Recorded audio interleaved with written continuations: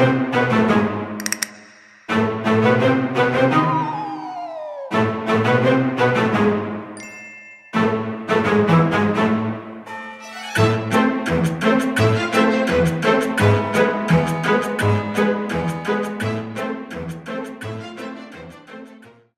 so proud of these students, not just our school, but Ponus Magnet School as well, Ponus Middle School. And just to come together as a community and to celebrate writing is such an important endeavor. It promotes community and also celebrates what the kids know. And so, again, we have to do more of these more often. And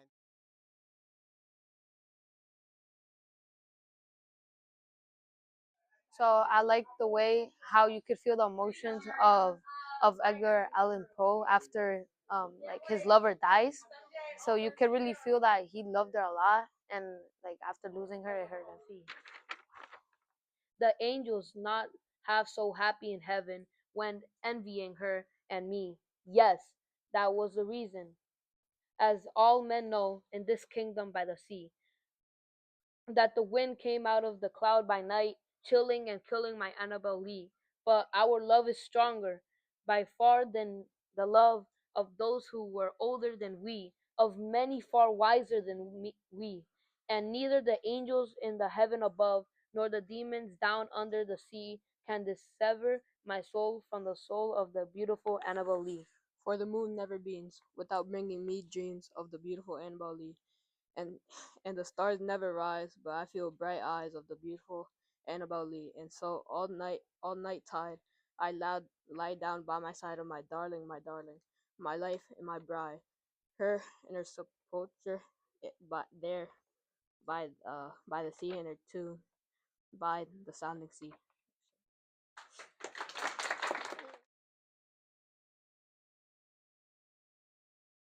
Um, I wanted to show different perspectives, like from Lily to Nora. Did look at the Annabelle Lee poem from Edgar Allan Poe as a bit of an inspiration. Then he moves, and something in my brain snaps. The corner store. I could go there. There's always someone in there. They could call for help, or they could protect me. I try to speak, but nothing comes out. My mouth is open, but my voice is gone. My head is spinning with random flashes from the corner store, ninth grade, and skipping lunch to go to the train track, but none of it helps. Lily and Luca are about 20 feet in front of me now, their figures barely lit by the fading daylight. I take one tiny step backward, thinking maybe I can make it to the car, or at least run to the store. The gravel crunches under my shoes. Luca's head snaps to my feet instantly. You think I don't know what you're doing? He says, voice low and sharp. Even from 20 feet away, it hits like he's right next to me. You're trying to run. My chest tightens so hard it hurts. I freeze again. It feels like my feet are nailed to the ground. Lily turns towards me, confused, her voice soft but shaking. Nora, do not move. Luca shifts towards her, then to me again, like he can't decide who the real threat is. His hand twitches at his sides, the knife glinting faintly as he tightens his grip. His pupils look blown out, even from here. Something about him looks wrong. Not angry, not sad, just gone. I swallow hard, wishing I could yell for help, but my voice will not work. Then, an engine roars in the distance, fast. It's coming closer. The headlights burst through the trees, sweeping across Luca and Lily first. They both flinch at the sudden brightness. The light hits me a second later, blinding white.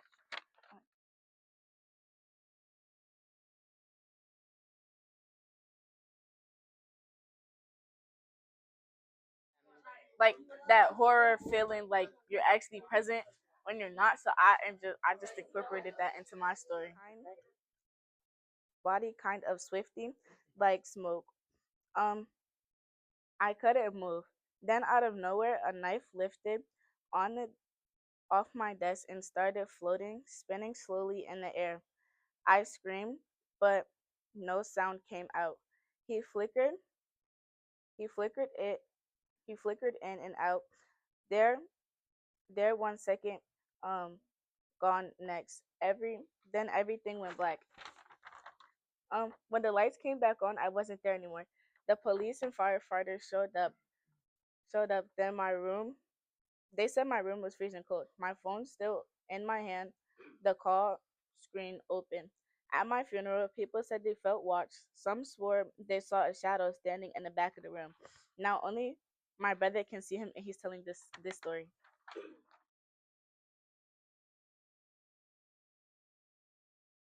So I was reading a book in Miss Brown's called The Raven by Edgar Allan Poe, and it felt really scary. And so when I used his poem, I also wanted to put my poem together with his. When I woke up, we were back in the forest. The door was gone. Everything was quiet. We looked at each other and ran home without saying a word. That night I couldn't sleep. I kept hearing soft tap on my window. I tried to ignore it, but eventually I looked and there it was, the door in my backyard, same one, creaking in the wind. Then it opened a little. And I swear I heard someone whisper my name. The light in my room flickered and went out. The next morning, my room was still dark. The was back, but everything felt cold. I tried telling myself it was just a dream. But when I looked outside, the door was still there. Now only it was closer, right by the porch. You could see the fresh scratches on it, deep ones. I tried to call my friend, but her phone was just playing statics.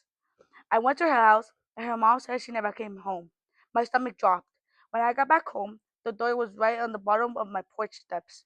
This time, there was new words scratched into it. One didn't leave. There then came three knocks, slow, heavy. I didn't move. The door creaked open just a bit, and the same smell came out, wet, moldy air. Then I heard her voice, my friend, my friend's voice. Help me. It sounds so real, I whispered. Where are you? And she said, behind you. I turned around, nothing. The door opened wider, and I swear I saw her pale hand reaching out hers. Then it slammed shut. Now it's quiet again. But sometimes I can hear her knocking, and the two voices whisper in my name.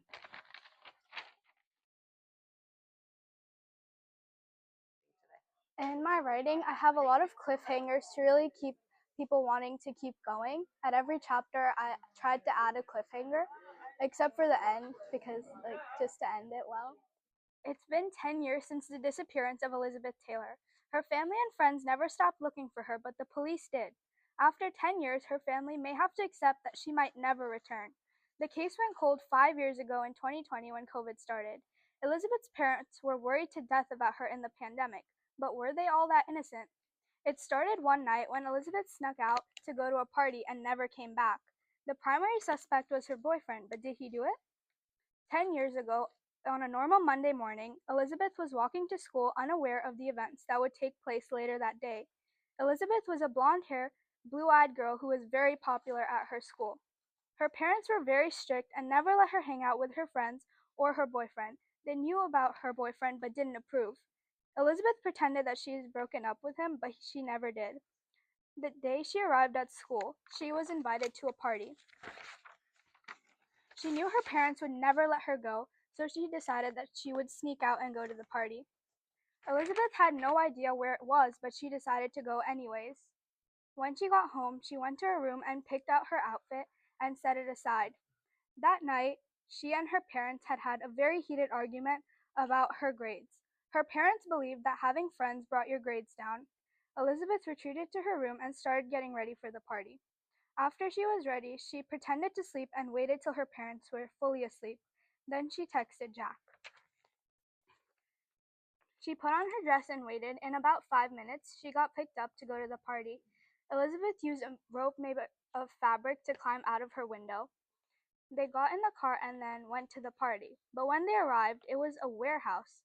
Elizabeth was very confused and she asked Jack what's going on.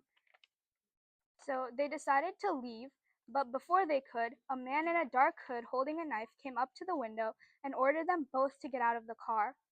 Elizabeth was very scared and she started hysterically crying. Jack hugged her and stood in front of her, protecting her from the man. Then suddenly they heard a scream. The man was now holding a knife to another girl's throat.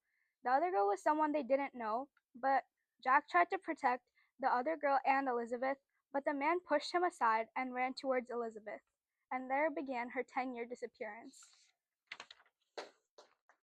So in Unit 1, with our new curriculum, our students in 8th grade were asked to write their own scary, suspenseful story after we looked at a lot of Edgar Allan Poe's works. We went on an Edgar Allan Poe field trip where we saw those works performed live to give them a real sense of storytelling as well. And the students did an excellent job at creating something mysterious. Between their rough draft and their final copy, a lot of work went in there, and I was very proud of the students who were able to take their characterization, which was very direct and saying exactly what the character was like, and rewriting it through dialogue and using indirect characterization. They really aced that, especially the ones that performed tonight. Yeah, it was a very big hit with students being told, like, you can end the story now, because they just wanted to keep going. It was plot twist galore, descriptive details, really wonderful. Got the whole suspense memo and came through with it. And I think just giving them the opportunity to be so proud and stand up, I think that's courageous enough, but like really got all of the audience hooked into what they had written, and it was just awesome to see them shine. Yes. And families got to see their output and be involved in the curriculum and know what was going on. So that was a great community feel in here tonight. And I get to go home scared.